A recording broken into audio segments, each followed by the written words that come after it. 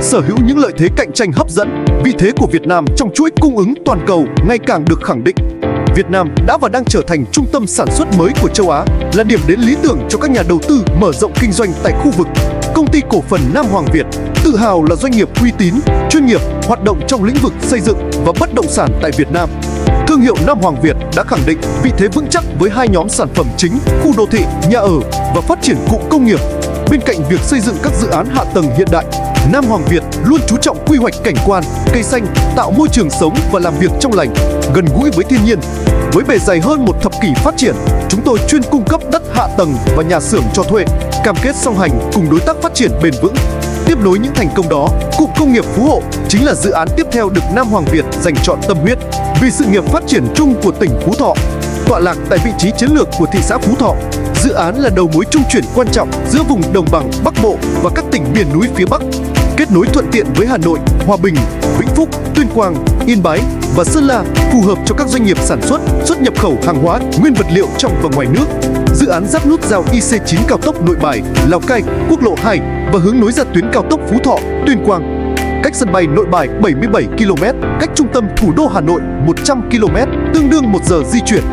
Ngoài ra, dự án cách cảng Hải Phòng 230 km, khoảng 2 giờ 30 phút di chuyển, trung tâm lưu thông hàng hóa lớn của miền Bắc. Cụm công nghiệp Phú Hộ sở hữu tổng diện tích quy hoạch là 75 ha thuộc địa bàn thị xã Phú Thọ, tỉnh Phú Thọ. Thiết kế hài hòa với thiên nhiên, hệ thống giao thông nội bộ xây dựng theo mạng lưới ô vuông bàn cờ, đảm bảo thuận tiện tuyệt đối cho việc tiếp cận các khu đất. Nơi đây là điểm đến lý tưởng cho các nhà đầu tư công nghệ cao, thân thiện với môi trường trong các lĩnh vực như công nghiệp sản xuất hàng tiêu dùng, chế biến thực phẩm, dược phẩm, công nghiệp nhẹ, công nghiệp chế tạo máy, lắp ráp ô tô, xe máy, sản xuất nguyên vật liệu xây dựng cao cấp, công nghiệp lắp ráp hàng điện tử, kho tàng tập kết hàng hóa, kho chở xuất và khu bảo thuế. Là cụm công nghiệp sinh thái với diện tích cây xanh chiếm tới 12,94%, tạo cảnh quan xanh mát. Hệ thống hạ tầng kỹ thuật được đầu tư đồng bộ bao gồm nguồn điện quốc gia qua trạm biến áp 110/22 kV Phú Hà, công suất lớn lên đến 84 MVA, nước sạch đạt chuẩn Bộ Y tế, công suất mạnh mẽ 13.000 m3 một ngày đêm, cấp đến chân hàng rào nhà máy.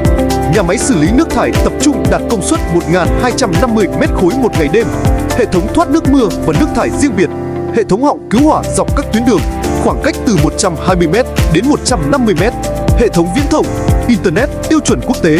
Bên cạnh đó, hạ tầng xã hội xung quanh vô cùng hoàn chỉnh. Khu nhà ở công nhân được xây dựng ngay cạnh cụm công nghiệp.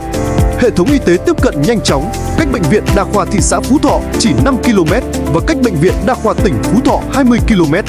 Văn phòng Hải quan Phú Thọ chỉ cách dự án 25 km, hỗ trợ mọi thủ tục niêm phong, kẹp chỉ ngay tại nhà máy.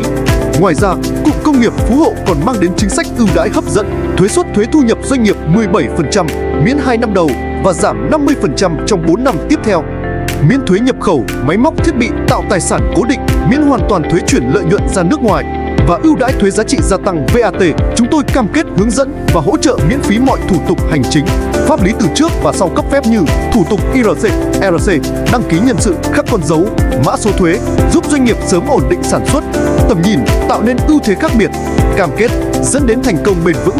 Cụm công nghiệp Phú Hộ tự tin mở ra triển vọng cùng các đối tác tiến vào thị trường công nghiệp hóa đầy tiềm năng tại Việt Nam. Bước khởi đầu tin cậy, thực hiện hóa tương lai, phát triển bền vững.